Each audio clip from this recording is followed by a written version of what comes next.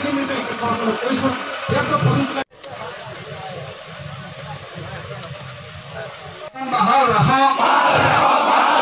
ৰাষ্ট্ৰীয় পেনশন আঁচনি বাতিল কৰা অৱসৰকাৰী শিক্ষক পদৰ মৰ্যাদা দিয়ক পুৰণি পেনশন বাহাল ৰাখক ৰাষ্ট্ৰীয় পেনশন আঁচনি বাতিল কৰক মৃত্যু হোৱা শিক্ষক কৰ্মচাৰীৰ পৰিয়ালৰ উত্তৰাধিকাৰীক পেনশন দিয়ক পুৰণি পেনশন বাহাল ৰাখক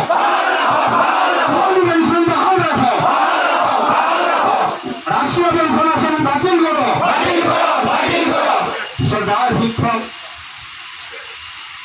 শিক্ষাৰ্থী বন্ধু বান্ধবীসকল 2013 চনত প্ৰাদেশিক অৱসৰপ্ৰাপ্ত আৰু কৰ্মৰত শিক্ষক কৰ্মচাৰীৰ ক্ষেত্ৰত পুৰণি পেঞ্চন পুনঃ বাহাল ৰখাৰ দাবীত ধৰ্ণা প্ৰতিবাদী কাৰ্যসূচীৰ চিঠিপত্ৰ স্থান চচল গুৱাহাটী 21 আগষ্ট 2024 ইংৰাজী তাৰিখ বুধবাৰ শ্ৰদ্ধাৰ আজিৰ প্ৰতিবাদী ধৰ্ণা কাৰ্যসূচীত অসমৰ বিভিন্ন জিলাৰ পৰা আহি উপস্থিত হোৱা অসম হাইস্কুল অৱসৰপ্ৰাপ্ত শিক্ষক কৰ্মচাৰী সংঘা কৰ্মৰত সমন্বয় সমিতিৰ শিক্ষক কৰ্মচাৰীসকল আৰু সদৌ অসম প্ৰাথমিক অৱসৰপ্ৰাপ্ত শিক্ষক কৰ্মচাৰী সংঘা নৱপ্ৰাদেশিকৰ শিক্ষক কৰ্মচাৰী বন্ধু বান্ধৱী সাংবাদিক বন্ধুসকল জয় জয়তে আপোনালোকলৈ সদৌচিলৈ আন্তৰিক অভিনন্দন জনালোঁ।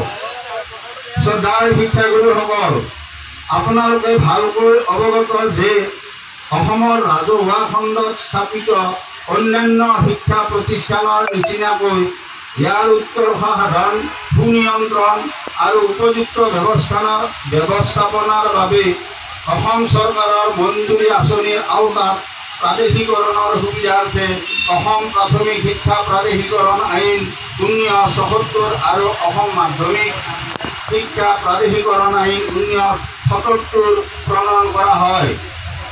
হাতী মঞ্জুৰীপ্ৰাপ্ত শিক্ষা প্ৰতিষ্ঠানৰ শিক্ষক কৰ্মচাৰী এই দুয়োখন আইনৰ জৰিয়তে প্ৰাদেশিকৰণ কৰি তেওঁলোকক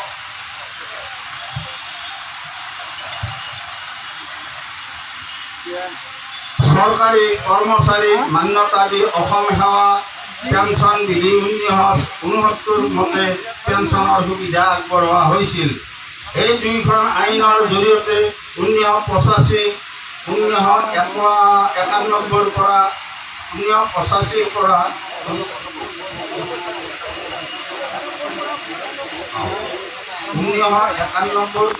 1995 চনলৈ কাৰ্যনিৰ্বাহ কৰা তেতিয়াৰ চৰকাৰখনে 1991 চনলৈ স্বীকৃতিপ্ৰাপ্ত সকলো বিদ্যালয় প্ৰাদেশিকৰণ কৰে আৰু 1992 পৰা 1993 বৰ্ষৰ স্বীকৃতিপ্ৰাপ্ত বিদ্যালয়খিনি 1996 চনৰ অসম বিধানসভাৰ নিৰ্বাচনৰ পাছত সেই বছৰৰে আগষ্ট মাহত প্ৰাদেশিকৰণ কৰাৰ বাবে চৰকাৰ আৰু সংস্থাৰ মাজত চুক্তি স্বাক্ষৰ হয় যদিও চুক্তি স্বাক্ষৰকাৰী মাননীয় মুখ্যমন্ত্ৰী মহোদয়ে নিৰ্বাচনৰ মাজতে আকস্মিকভাৱে ইহলীলা সম্বৰণ কৰে আৰু আমাৰ প্ৰাদেশিকৰণ প্ৰক্ৰিয়াত দীঘলীয়া সময় সেই তেতিয়াৰ পৰাই শূন্যতা বিৰাজ কৰে। বিধানসভা নিৰ্বাচনত চৰকাৰ সলনি হ'ল আৰু নিৰ্বাচিত চৰকাৰখনে তেওঁলোকৰ 5 বছৰীয়া কাৰ্যকালত প্ৰাদেশিকৰণৰ সম্পৰ্কত দুখন চুক্তি স্বাক্ষৰ কৰাৰ বাহিৰে একোৱে কৰিব নোৱাৰিলে। তাৰপিছত দুটা কাৰ্যকালত আন এখন চৰকাৰ আহি সেইখন চৰকাৰো একো নকৰিলে। সুদীৰ্ঘ 17 বছৰ কাল প্ৰাদেশিকৰণ ব্যৱস্থাত জটি কৰাত 1993 চনৰ বহুতো শিক্ষক কৰ্মচাৰীয়ে প্ৰাদেশিকৰণৰ সোৱাদ নোপোৱাকৈ অৱসৰ ল'লে আৰু অৱশিষ্ট সৰহ সংখ্যকৰে বয়স 59 বছৰ অৱতীৰ্ণ হ'ল। সৌভাগ্যক্ৰমে 2013 চনত তেতিয়া চৰকাৰ প্ৰগতিশীল শিক্ষামন্ত্ৰী মহোদয়ে এই দীৰ্ঘদীয়া শিক্ষক কৰ্মচাৰীসকলৰ মনোবেদনা বুজি বিদ্যালয় প্ৰাদেশিকৰণ ব্যৱস্থা গ্ৰহণ কৰে। নৱপ্ৰাদেশিক প্ৰাথমিক পৰ্যায়ৰ পৰা মহাবিদ্যালয় পৰ্যায়লৈ 1992 চনৰ পৰা 2003 চনলৈ স্বীকৃতিপ্ৰাপ্ত ৮,৪৯০খন শিক্ষানুষ্ঠানৰ ৪১,৬৫৮টা শিক্ষক কৰ্মচাৰীৰ পদ প্ৰাদেশিকৰণ কৰা হয়।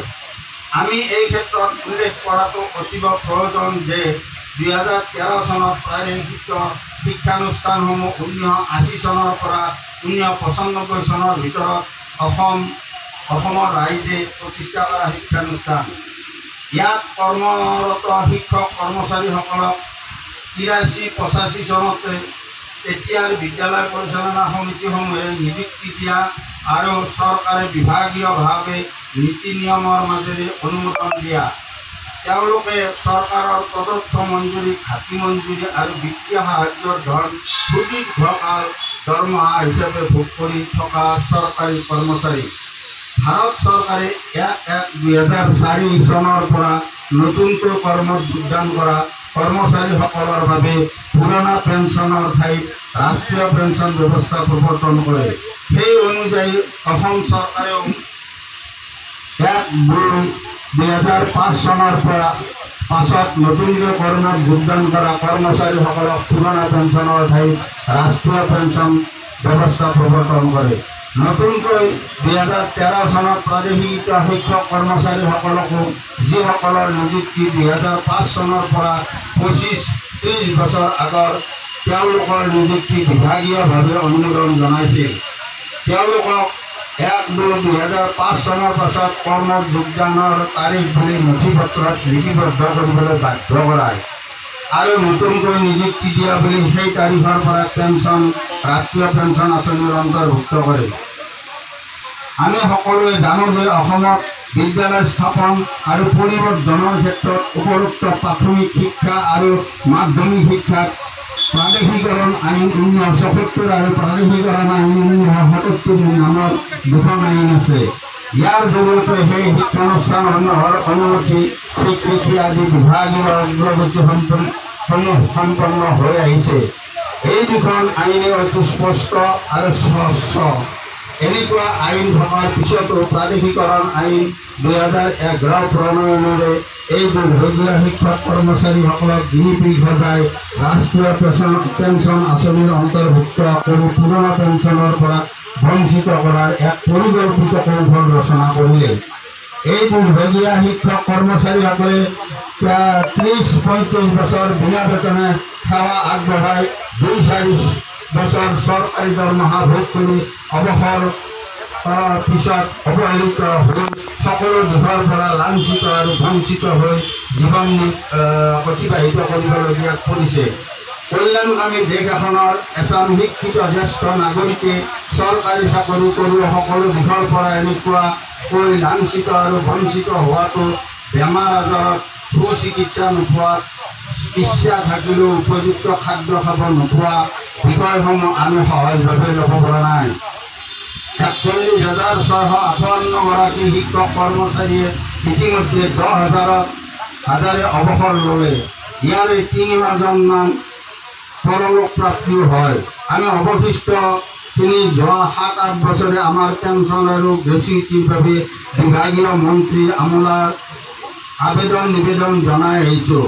বিভিন্ন সময়ত আলোচনাত মিলিত হৈছোঁ, কিন্তু এতিয়ালৈকে আশ্বাসৰ বাহিৰে একোৱে নাপালোঁ। যিটো সময়ত ঘৰত বহি নাতি পুতিৰ লগত খেল ধেমালিৰে আনন্দত দিন অতিবাহিত কৰিব লাগে, আমি এতিয়া সেই ৬০-৭০ বছৰ বয়সত ৰাজপথত ওলাই আহিবলৈ বাধ্য হ'লোঁ। অৱসৰী আৰ্তজনৰ অতি বৰ্তমানৰ দুৰৱস্থা, কৰ্মৰত জনৰ ভৱিষ্যত নিৰাপত্তাৰ ভাষা বুজি নোপোৱা চৰকাৰক আন্দোলনৰ বাহিৰে আন একো ভাষাৰে বুজাব পৰা নাযাব। গণতান্ত্ৰিক পদ্ধতিৰে পালন কৰা আজিৰ এই প্ৰতিবাদী ধৰ্ণা কাৰ্যসূচীৰ জৰিয়তে চৰকাৰক সকীয়াই দিব বিচাৰোঁ যে পেঞ্চন আৰু গ্ৰেচুইটি আমাৰ প্ৰাপ্য। চৰকাৰে অতি শীঘ্ৰেই আমাৰ প্ৰাপ্য আমাক আদায় দিয়াৰ ব্যৱস্থা গ্ৰহণ কৰক। অন্যথা ধাৰাবাহিক কাৰ্যসূচী ৰূপায়ণ কৰাৰ বাবে আমি প্ৰস্তুত। আমাৰ মূল দাবীকেইটা আপোনালোকৰ জ্ঞাতাৰ্থে জনোৱা হ'ল। To revert to the old pension system in respect of provincialized category employees joined in service prior to 1/1/2004 received ad hoc grant, deficit grant, FAS salary covered under NPS provincialized with effect 01/01/2013 to fix at least 50% of the last basic pay as the pensionable amount in respect of provincialized category retired teacher and employees joined in service prior to 1/1/2004. In number, to bring in retirement gratuity in respect of provincialized category employees covered under NPS, counting the qualifying service from the date of receiving first ad hoc grant as a salary sanctioned to 119 numbers of retired teachers and employees in different districts. Number 4, the retired teachers and employees of primary, LP and UP schools provincialized with effect 1/1/2013 who could not complete 5 years of their job service. They also have to be paid the retirement gratuity counting qualifying service from the date of provincialization. Number 5, the teacher and employees whose services are provincialized as on 1/1/2013 covered under NPS and who have died in harness the full salary for the remaining period of his service shall be paid to his family legal heir and after his service period is over, he also have to be paid pensionary benefit as per the Pension Rule 1969. Under such circumstances, the aforesaid benefit are to be granted to the family and legal heirs of retired and expired teacher and employees. Provincial সভাপতি অনন্তৰাম নাথ সম্পাদক Assam high school অৱসৰপ্ৰাপ্ত শিক্ষক কৰ্মচাৰী আৰু কৰ্মৰত সমন্বয় সমিতি ধৰণীধৰ তামুলী সভাপতি খণ্ড পিছৰ সম্পাদক সদৌ অসম প্ৰাথমিক অৱসৰপ্ৰাপ্ত কৰ্মচাৰী সন্থা নৱপ্ৰতিনিধিত্ব।